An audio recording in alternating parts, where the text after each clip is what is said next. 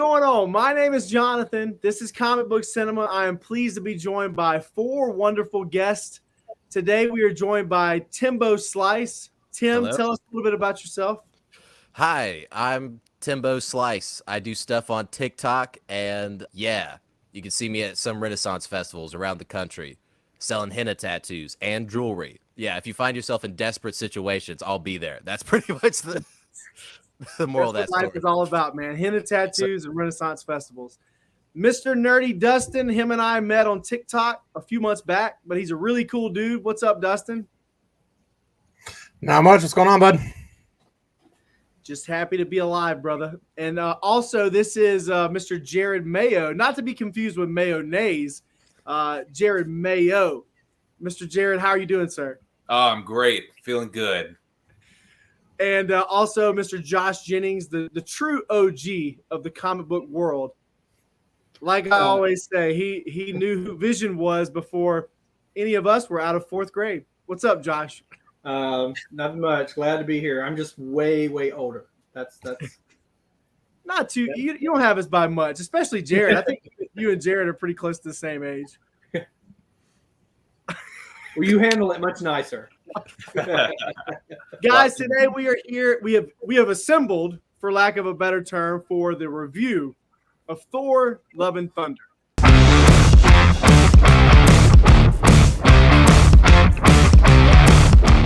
I did not like the film.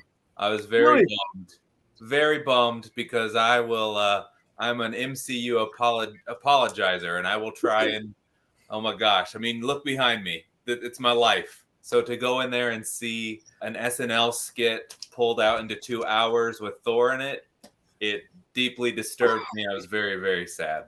I guess I'm gonna jump the opposite. I mean, I love the comedy, and so I really enjoyed the movie. I mean, it was very comical and campy in places, and but I did enjoy it.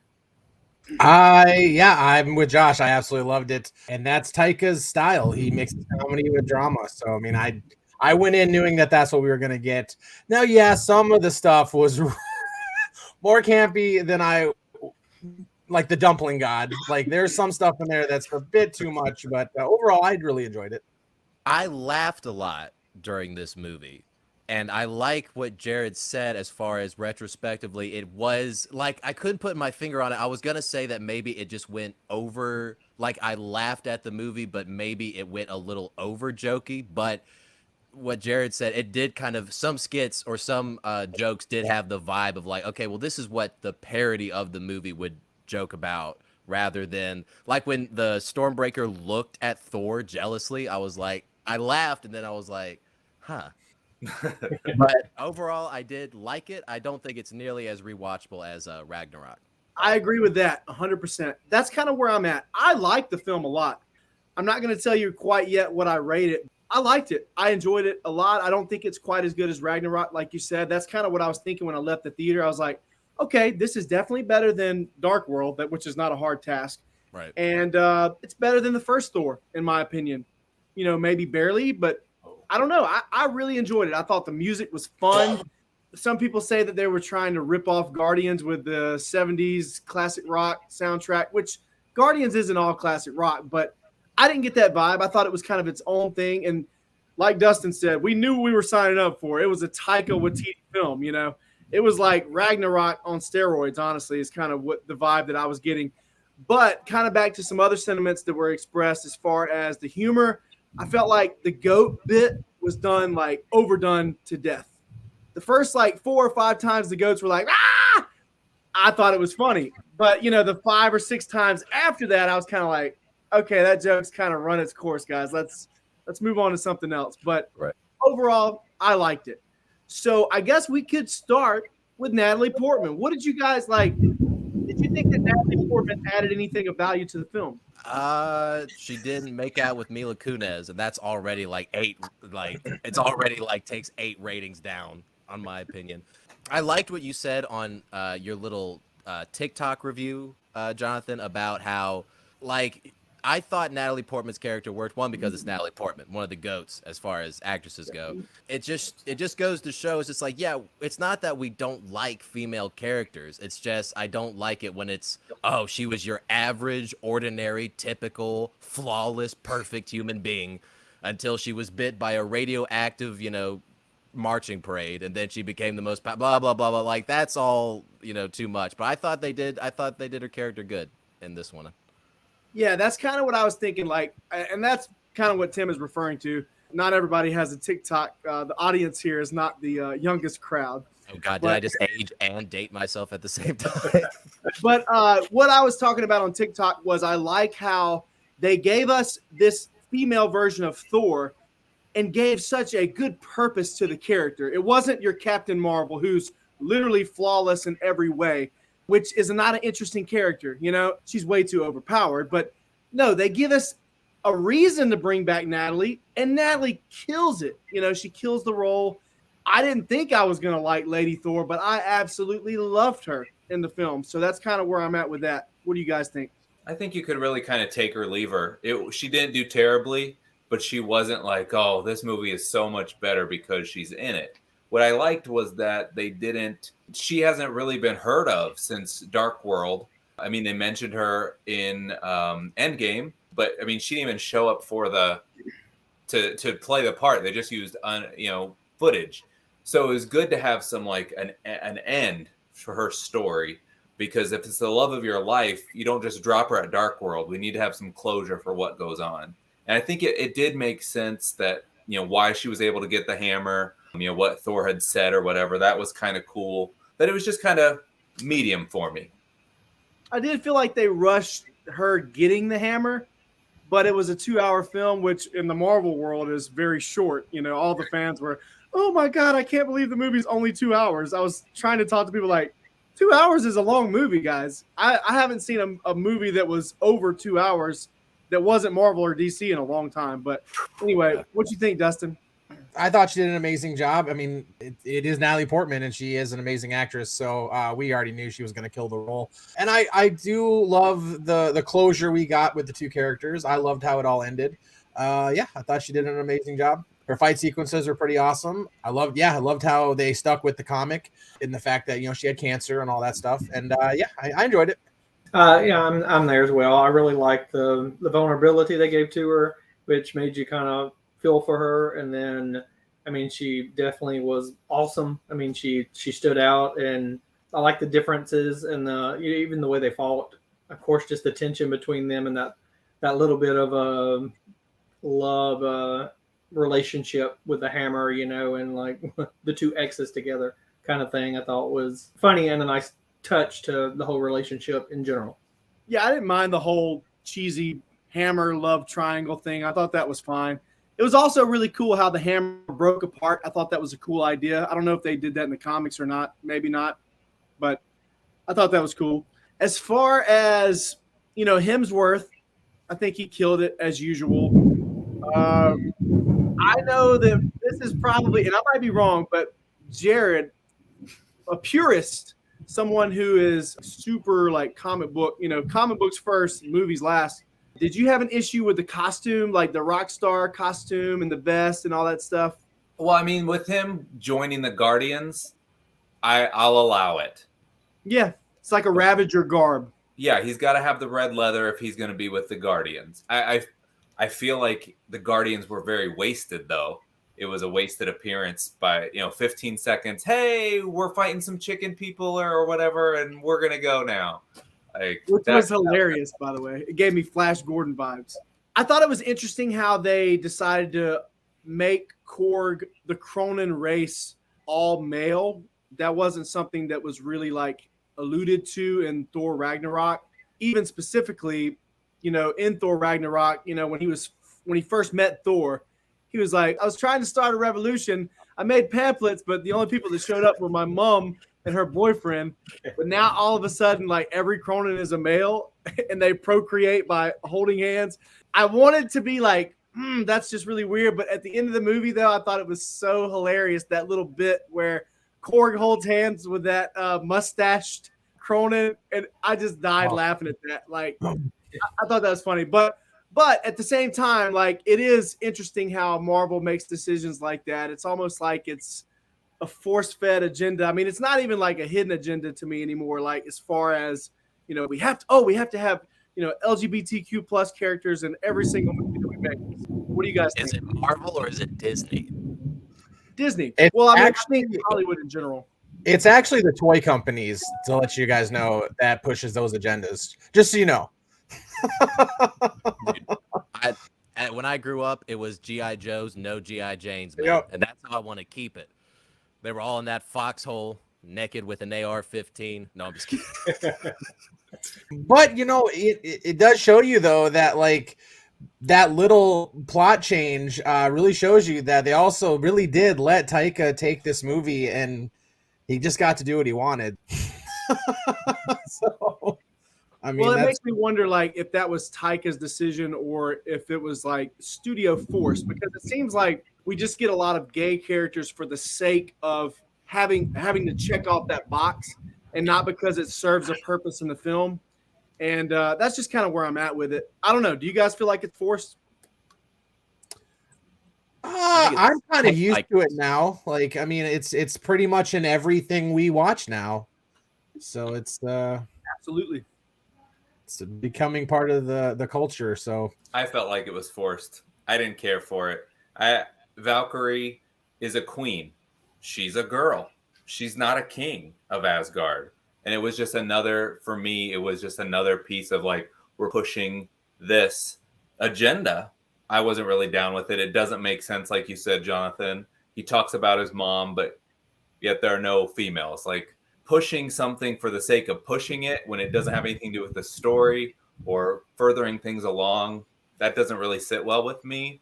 And if it is a Taika thing, that's the whole reason there are editors. Editors kind of don't let the writers just do whatever you want and we'll just throw it out there. You have to have parameters, and you have to have a guide of where you're going. And I think it really was Taika. Hey, Ragnarok was great, man. Here's $200 million. Just do whatever you want because it's going to make money and we love it. And he was like, awesome. And he did. I still have my doubts about whether or not that was Taika, though, because I just think, I mean, like, it's like I said, I think it's just a checklist that has to be checked off for every single movie that comes out. Like I said, not because it's going to serve a purpose to the story, but it's just going to be a check, basically. In regards to the Guardians, somebody alluded to that earlier. I didn't honestly have a problem with it because I felt like if you had too much Guardians in the movie, it would be, I don't know, like Thor and the Guardians, and they would kind of take away from the spotlight. And the movie was already 2 hours, and you only had so much time you could spend on Valkyrie and Jane Foster and Thor and all the Thor specific characters. So I didn't feel like it was 5 seconds. I mean, it was a good, solid little chunk of a cameo. That's kind of what I expected. What did you guys think? I'm very biased towards Guardians of the Galaxy, so I honestly wanted them to leave Thor and the camera just follows the Guardians on their adventure because I'm still jonesing for 3. So, yeah, it's impossible for me to give an honest review because I personally just wanted them in the whole movie just because I love them. yeah, it was cool to see though, because at the end of Endgame, I mean, that's where he was with them, so it was cool to see what they were doing. And there apparently is a 4-hour cut of this movie. 2 hours of it is them going with the Guardians, so it'd be cool to see that someday. Dang, because I actually saw what you're referring to. I saw like a meme or something on Instagram, whatever the case may be, and it was a quote from Taika, and he was like, I don't like director's cuts. I think they suck. And he said, you're never going to see a 4-hour version of this film. But that's really interesting. I didn't know about that part. That's very interesting. 2 hours of footage with the Guardians. They could almost like make an extra, like a whole extra movie and drop it on Disney Plus or something. If there's that much footage out there, you could really make something out of that. Hashtag release the Tyga cut. Right? Well, I mean, Jeff Goldblum did, he filmed as Grandmaster. And Peter Dinklage filmed as Eitri, and Cersei from Game of Thrones filmed, and all that stuff got cut. So it's there. What happened? Did Gore go and kill them? What did he do? Like, or what were they comedy? Who did they play? That kind of stuff. more than likely they were comedy with the theme of this film. But like I said, I don't have an issue with I mean, guys, do we not know what we're signing up for when we go see not only a Marvel movie, but a Taika Waititi Marvel movie? The same, I mean, like every movie he's put out has been comedy. You know, what was the movie, the Hitler movie he did? Jojo Rabbit. Yeah, Jojo Rabbit, and then he did the 3 vampire movie. That was another. What We Do in the Shadows. Yeah, I love Taika. I love the What We Do in the Shadows, the TV show and the movie, and then that's why I probably went in expecting comedy. But I'm also on that with I loved Guardians. That's probably one of my favorite. So I definitely could have followed. But and Thor, I mean, I love Thor, but that's my wife's because his shirt comes off. And so, but I do love Guardians and am excited about 3. What did you guys think about Gore? Well, okay, since you asked. So, I mean, he's like a A-list star. I feel like he should have been running that movie. And I felt like part of the problem of the movie was it wanted to be a comedy, but then it also wanted to be like the literal God Butcher, the most evil essence ever is here. And then, hey, Thor's naked. And then there's the God Butcher, and he's got children in a cage. And then there's goats, and they're yelling. Like, there was no flow. And I feel like it really took away from his performance. And he could have been, like, up there in the top 5 of MCU villains. And instead, his sword got destroyed, and he died. I can see that argument. And I saw Tim nodding a lot. Like, the whole time, Tim was just like... But like I said earlier, I just felt like we knew what we were signing up for. Taika Waititi, Marvel, not a big surprise. I thought Christian did a great job. The accent kind of threw me off a little bit at first. I didn't expect him to have a British type accent, but he did a great job. You know, they did a good job of quickly showing you like his origin and how he got to where he is. He killed it. I could have gotten just a little bit more of Christian Bale. But yeah, that's kind of where I'm at. Yeah, I'm the same. I could have done with a lot more Christian Bale and Gore. Also, I know we're talking about Gore, but same thing with Zeus. I mean, that's Russell Crowe. You had 2 big actors in this movie, and I do agree they were kind of wasted, I think, for what they can do. So yeah, it's a shame. Yeah, what was up with Russell Crowe's accent? What voice was like some New York deli owner or what? Dude, when you gain 500 pounds throughout your Hollywood career, your voice is going to sound different after a while. That's the only noise he can get out at this point. Is it Greek? Maybe. I'm not sure. Maybe that's what you're going for. Greek salad. Yeah, the God bit was interesting too. We'll see, you know, I guess it's exciting to see Hercules. Apparently they're going to do a Thor 5 at some point. Hercules, we're really starting to get into the obscure characters of the Marvel universe now. I don't know. Well, I mean, Hercules has always been a prominent player, though, right, Jared? He's been relatively prominent. We had an entire movie called The Eternals. We had a Shang-Chi movie. I think we're into the D-list. We're down there. Where are the X-Men and the Fantastic Four? That's all I care about. I feel like they're saving those hard hitting, like I can't speak, the heavy hitters, the X-Men and Fantastic Four. They know. Those are some good guns they got. They got them in the holster. They're just waiting to break them out. Yes, but Josh and I will be dead. We want to see them. and I've waited my whole life for the movies to come like this. And I don't have much longer. Right. Proper X-Men. We'll get into that more later. We got our anticipation video coming up next. Offhandedly, I'm just kind of curious. Did Dad get into Valhalla? Because he didn't die in battle. I don't know. I don't know. It was just a question because when he said you have to die in battle, you can't. Then I was like, wait, he just kind of disappeared. That was just a question offhandedly. Yeah, that's interesting. I mean, depressing thought.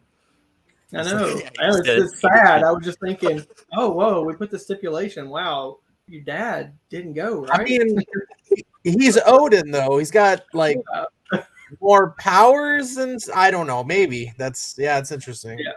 Well, he was in lots of battles. I get that. But, Why They specified you have to die in. Yeah, I think that Odin would probably be considered a god as the All-Father. Yeah. So he would probably be separate from like Jane and Heimdall. Okay. And Yeah. that's my Okay. guess. He probably That made helps me. a life alert.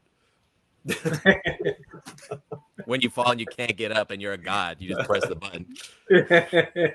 I like that Matt Damon was back and they Yeah. redid that whole thing. I like that part of the movie. The parody was great.